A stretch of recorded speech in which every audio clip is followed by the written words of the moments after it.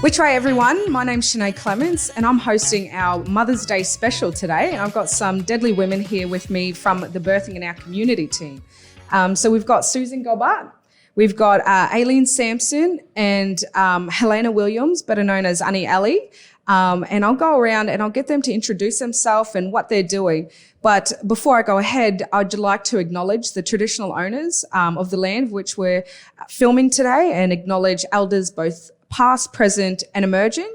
But Aileen, tell us who your mob is and what you do at BiOC. Hi, so my mob is, I'm originally from South Australia, Nuttingary mob. I'm a family support worker out birthing in our community. I've been in the role for about 8 months now. I'm very much enjoying the role and being able to support the mums on their journey through pregnancy and postnatal. Deadly. Annie Ellie, and what do you do? Transport officer, they call us. I'm Cubby Cubby. Grew up in Cherbourg until I was 10 and lived in Brisbane. I love working with our awesome group at BiOC at Salisbury. Yeah. Deadly. And Susan? And I'm the psychologist at BiOC and have parents from WA. I grew up in Tasmania and Melbourne and now have the absolute pleasure of working with the wonderful team that we have at BiOC. Yes, deadly. So I'm lucky enough that I get to go up to the Salisbury hub from time to time and check out all the deadly stuff that you guys are doing. And some really amazing results have come out of decreasing premature birth rates and things that we know that we've been doing and the community controlled health of side. Now, Aileen, give me a bit more explanation of what happens at birthing in our community and why it's so successful. So we're in a partnership with the Mater Hospital, so we get referrals from them, and we just give our mums a call, explain the program to them. Obviously, they have to identify as Aboriginal or Torres Strait Islander, or the baby does. We get them to come in and do a welcome visit and just let them know a bit more about the program and what we offer. And throughout their pregnancy, we'll have community days every Friday where they can come in and, see other mums and, talk to other mums and whatnot. We also have playgroup every Wednesday. So that's a really big hit. We have a lot of families coming to that. It's not just the mums and bubs. We also have fathers coming along. And everybody absolutely loves it there. Yeah, you always guaranteed to find a dad here and there. Yeah. And I know that it's very comfortable for them, I feel, and for the whole family. I think the best part is that I go there every now and then for a Friday, and there's always kids running around, and there's always the kids that are babies have been birthed with the program up on the wall. I think it's such a safe space, and I think that's why mums go back and families keep going back. I've met a few staff members that have had their bubs through the program and now have become staff. Yeah. What is that like to be a part of? Just people wanting to be in the space and wanting to utilise the service you guys provide? Well, for myself, I feel very privileged to be able to, bring our mums through the program and support them. Just being a part of it, I absolutely love it. And, for a lot of our mums, it really does make a difference being there and supporting them throughout their pregnancy and afterwards. So, it's a really great program. So who's involved in the health team? Is you're a family support worker. Who else is kind of that wraparound program that who's involved? So mostly the mums are involved with the family support workers and the midwives from the Mater Hospital. So we have a group of midwives that come out and they do, the clinic antenatal appointments every Wednesday with the mums. We also have our social health team. So we have Susan, our psychiatrist and psychologist, and our social worker, Olivia, at the hub. She's recently started. So we have a lot of mum engaged with them as well. Right. And, I see sometimes there's young mums there's single mums, there's mums with all different, challenges and things to overcome throughout. And there's no better time than to reevaluate your life than when you're pregnant and bringing new life into the world. What are the skills and the changes you see in mum and the families? I think just having that support and knowing that, you know, we are there for them really gives them, you know, encourages them to be the best mums they can be and know that they can do better. And, yeah, just really having that support, I feel really helps them along their journey. Yes, and we've got Mother's Day coming up, 9th of May, Sunday. Is there anything special going on? You know, I was having a yarn to you guys before about Mother's Day feeling it's like it's Mother's Day every day at BiOC. Yes. And that's an amazing, because it's probably one of the, you know, the biggest jobs you can have is raising a child, and it takes a village. Now, what are you guys doing to honour Mother's Day at BiOC? Yeah, so, yeah, we really aim to make the mums feel really important and special every time they attend the clinic at the hub out Salisbury. So for Mother's Day this year, we are doing some belly casting. We're also doing painting of gum nuts. From memory, it represents new life. So it's really just having the mums come in and, you know, just do that. Yeah. Share food.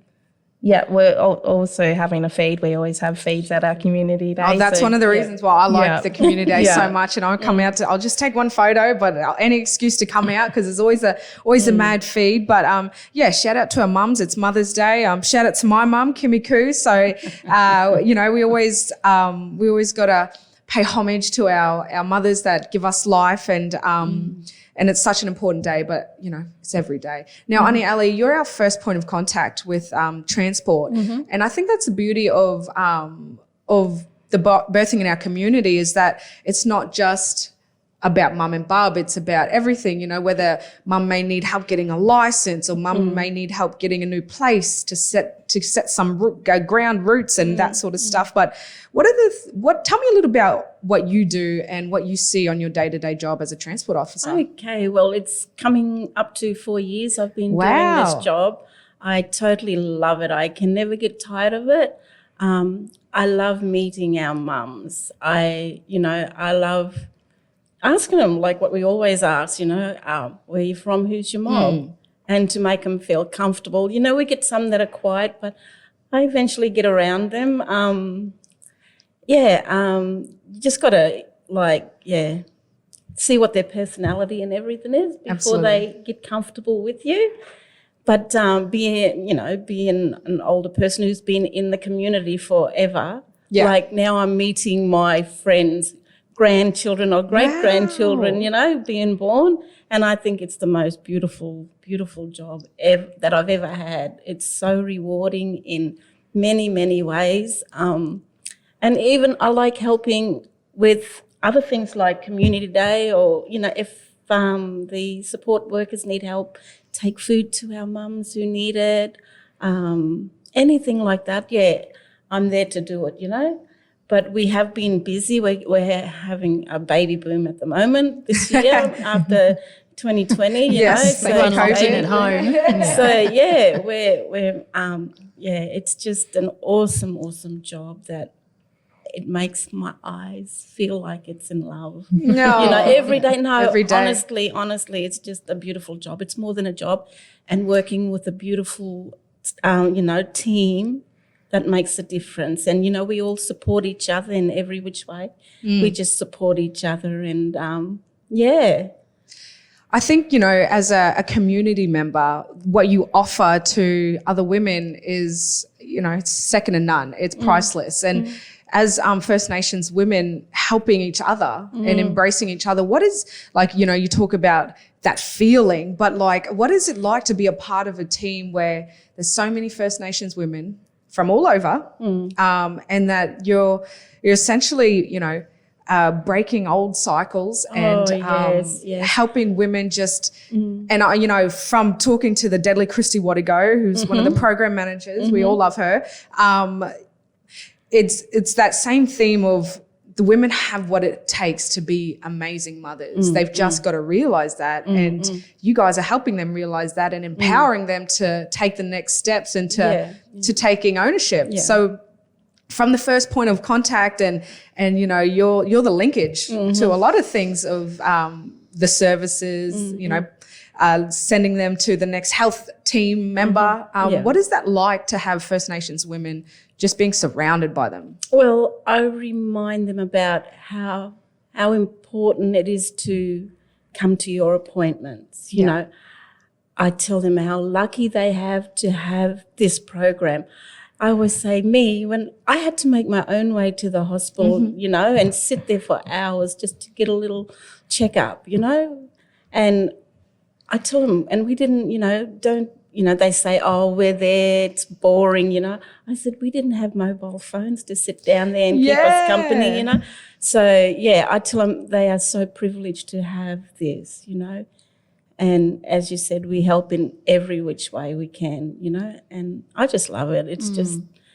And can I add into just, you know, a lot of our mums do feel more comfortable being around mob. Yes. You know, we can all communicate and, you know, relate on that level. So that helps as well.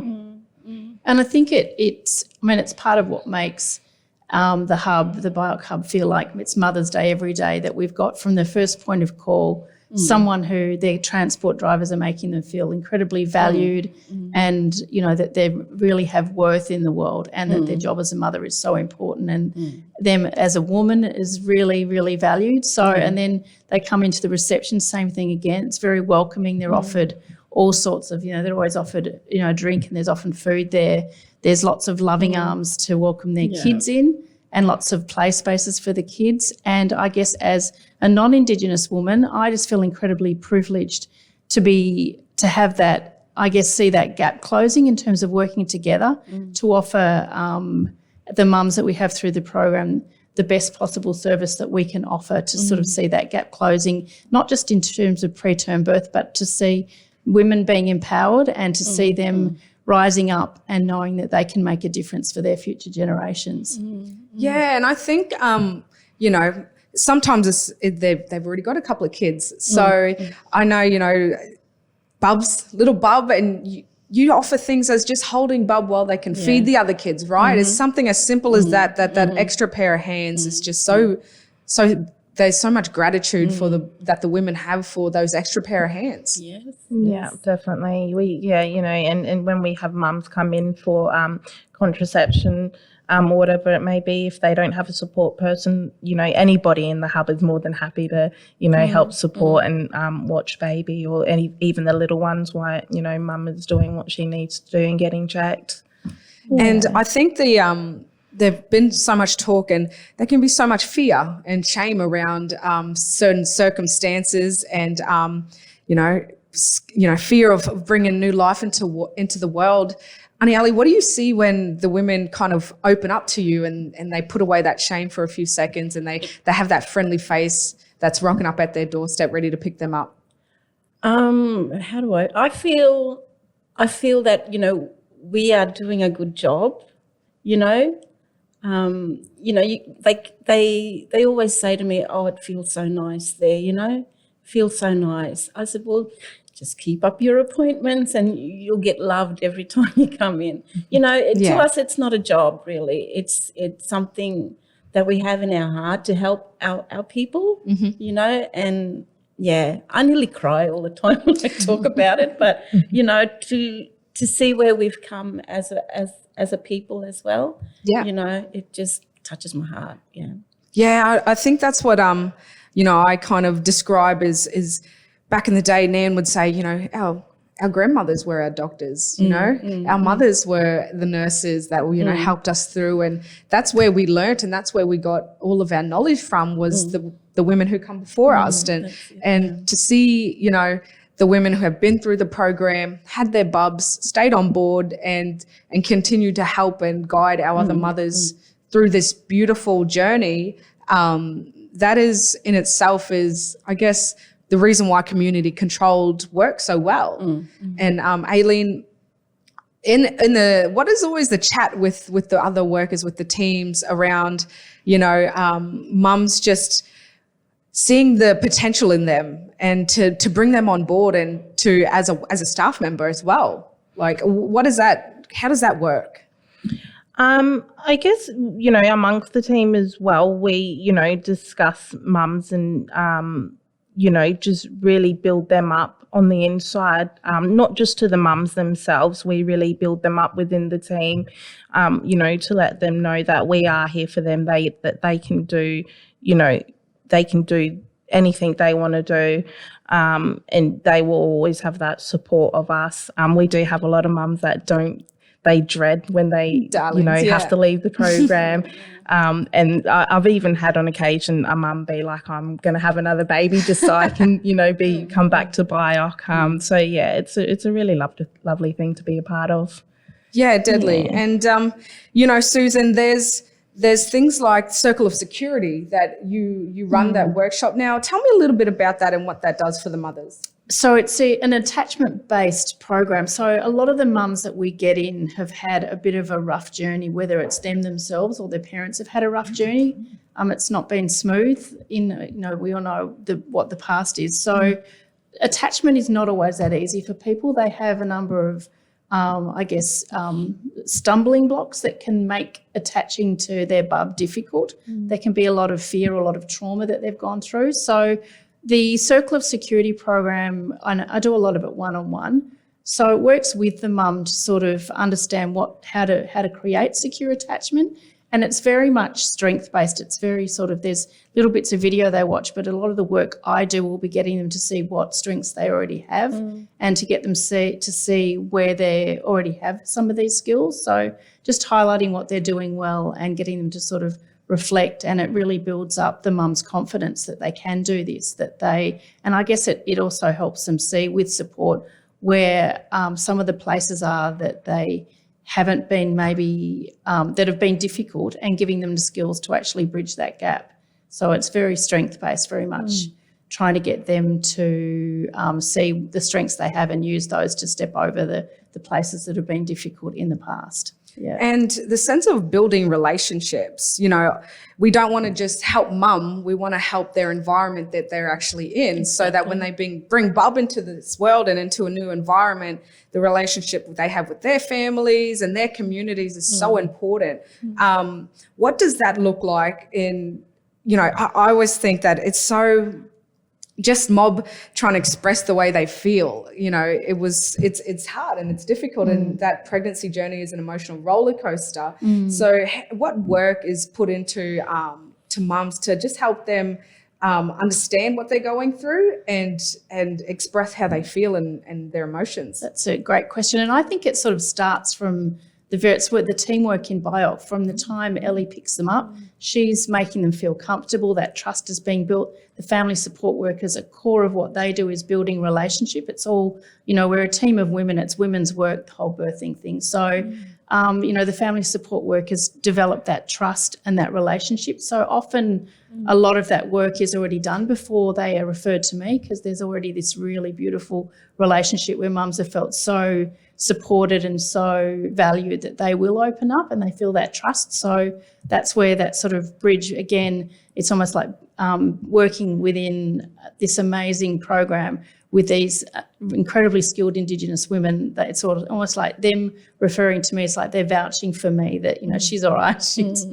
So by the time they come to me, they're already, I guess, partly on that journey of feeling more comfortable opening up and seeing that they can talk about how they're feeling and no one's judging, they're just getting support. So I guess from there, where there's bigger challenges, I would do work helping them to sort of tolerate or manage the feelings that pop up, rather than trying to push them under with drugs or alcohol or with other things, rather than trying to push them under, giving them the skills to be able to sit with them and go, yeah, this feels hard, but I can do this.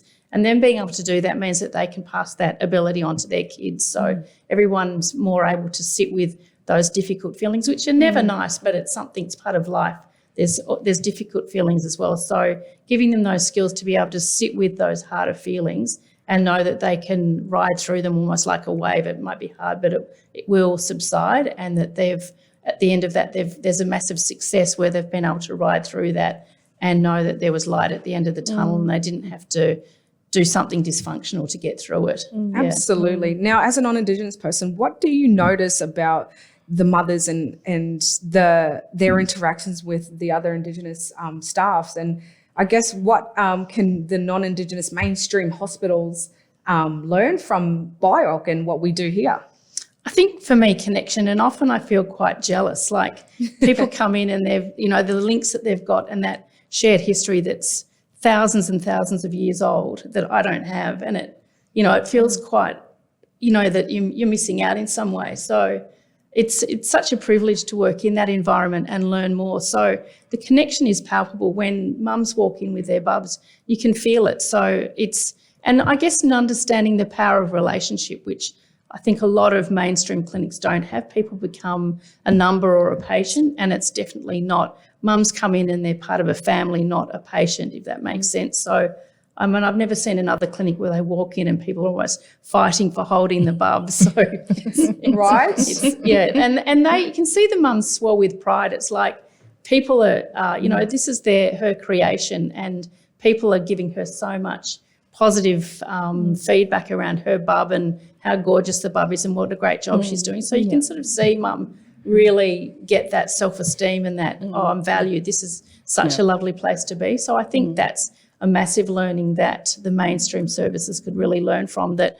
And I think, it sort of goes to a bigger area with, technology and more and more separation from real connection. I think that's something that BiOC offers, is that real connection from being picked up by, one of our beautiful transport drivers to the family support workers who are sort of the heart of the program, really, moving in and creating that relationship with mum and, face-to-face visits, and they'll do home visits. They'll be there welcoming them if they're at the hub. So that relationship is really, I think, the strength of the program where, when people are relating to you in that way, you feel good about yourself. You start feeling like I'm valued, I'm important. So, and I'm not the only one. Yeah. So it's huge. I think that's what runs through between the staff. And I think it sort of starts there, the relationship we have and the feeling between staff is that filters out. And that's what everybody does in their job in every single role we have. It's, it's relationship and connection and belonging.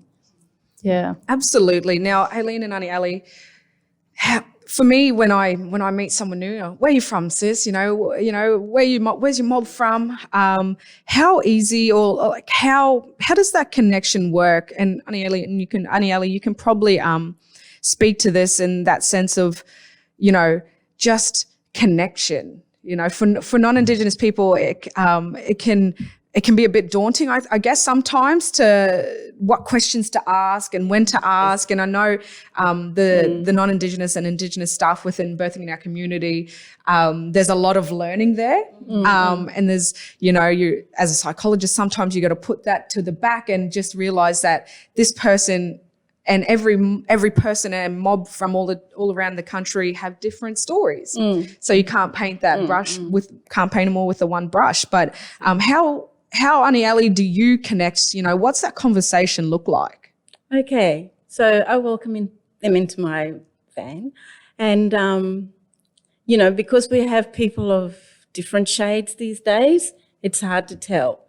So I start off with saying, so are you Indigenous or your partner? Yeah. Because either or have to be. Can't make any assumptions, right? Yeah. It's that initial question. You ask them straight out. And, I've been getting a lot lately that say, we don't really know our family yet.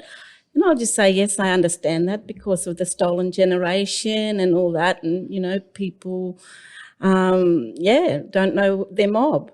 So, but then I get a lot who love to talk about where they come from. And, it makes me homesick too, want to go out bush and that. But, we get a lot that, just love to share and, I feel we're on, that same communication level.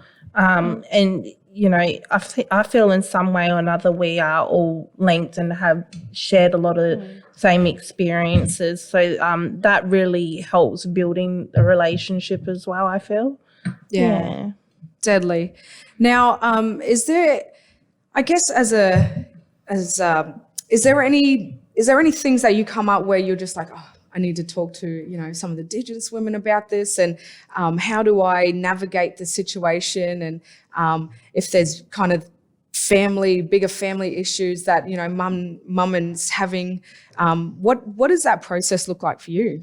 I mean, I guess with the mums that are referred to me, I would just about always talk to our family support workers before I work with them to get their perception on what's happening. And I guess even when I am working, I guess I don't necessarily work from a really traditionally, like I work from the framework that the mum that I'm working with has. So I'll very much ask her what she sees as going on and work from that. So it's very much from her framework. So, but if I'm struggling to know, like if mum's not engaging for some reason, I'll go back to the family support work and go, look, can you see what's happening here? There's often a lot of really useful information the family support workers will have from their visits at home with the mums, that sort of thing. So, if I'm struggling or hitting a bit of a block and can't see through, I'll always go to the family support worker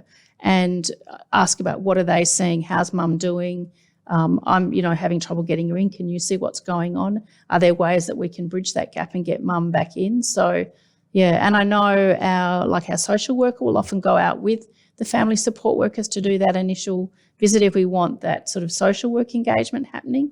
So very much, and that's where I think we sort of work as a team all the way through. There's a lot of collaborating and working together. Yeah, absolutely. Yeah. Now, just before I let you guys go, Aileen, tell me, I guess in one sentence, if you can, what your favourite part about BiOC is, and your favourite part about your job is. My favourite part about BiOC is as soon as I walked in, I felt straight at home. I felt welcomed. I felt this is family, and I guess. Just being able to work with the mums and offering that support, and, for some of them it really makes a difference. So just being able to be a part of that is a privilege. Yeah. Deadly. And Auntie Ali, what is your, I'm sure you've got many favourite parts, but what is your favourite part about BiOC? Meeting the mums and then the baby. Yes. Right through, just seeing, seeing a young girl come in, young mum, seeing her come from a child, and she just grew into a woman. And lovely. Then she had her second one. Oh, deadly. But I loved the whole program. Yeah. And Susan, your favourite part? For me, it's the feeling that we're all working together, putting energy and care into a program that is making a difference for the future. It really is a powerful way forward.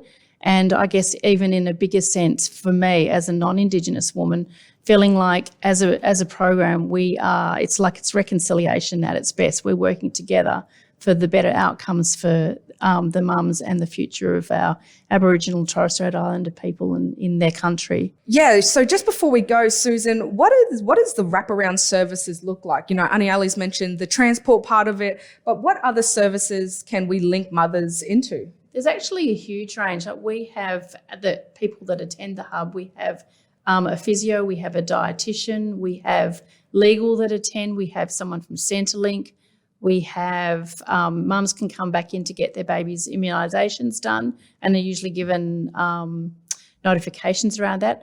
There's a stack of stuff they get access to. Another thing is that they can get the special sort of Indigenous birth certificates through the hub. They just get support filling in an application form, and they get that through the BiOC hub. They also get access to GP, and they can get contraception help after the birth. And there's a lot of practical support they can get in terms of ours. Do you want to talk about Baby Give Back and what they get access to through there? And also in just saying that, sorry, mental blank. Baby Give Back. So, obviously we have a lot of families that struggle, and Baby Give Back is just like, I only was aware of it when I came to BiOC, and it's just such an amazing program. So pretty much us as family support workers, we will when we originally do our welcome visit, we'll see where the mum's at and what they're needing in supporting, so we know where to support.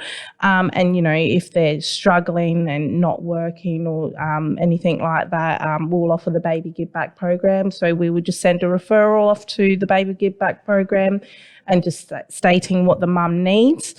Sometimes it might be only, you know, clothing or nappies. Sometimes it may be the bigger items, and Baby Give Back put together, and we usually go out to Sumner Park and pick up you know, those items. And yeah, it's just a really great program, and a lot of our mums find it so helpful because they do really, you know, get to that point where they're so stressed about getting these items together for baby. And yeah, the fact that Baby Give Back is there to provide those items is absolutely amazing. Yeah, whether it's prams, cots, car seats, all sorts of, you know, the more expensive items mums are given support with. Yeah. And I assume sometimes they may disclose this information not with their doctors or their family support, but with you, Auntie Ellie. Yeah, because they're comfortable. They'll ask. Even we help with food.